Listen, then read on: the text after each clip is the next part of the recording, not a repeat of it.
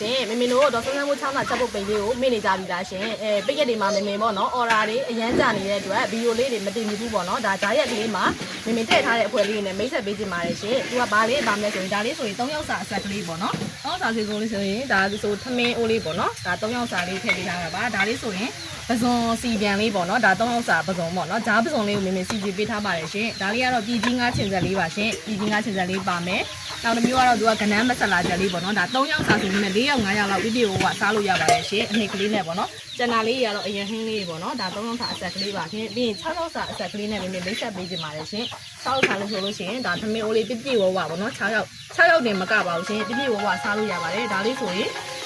ပဇွန်စီပြန်ပေါ့နော်အဆက်ကလေးပေါ့နော်သူကအချုံမစားခြင်းဘူးအယောင်လေးနဲ့စားခြင်းဆို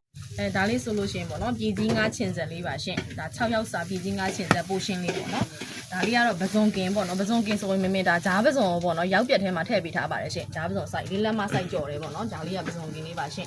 သူကတက်တက်ဟင်းပွဲလုတ်ကလေးနဲ့ပေါ့နော်ကနန်းခွက်ကြော်လေးမှာပေးထားပါတယ်ဒါကနန်းခွက်ကြော်ပေါ့နော်စိုက်ကိုကြည့်ပါရှင်ကနန်းခွက်ကြော်ကနန်းအသားသီးတန့်မဲ့မမေလုတ်ပေးထားပါတယ်ရှင်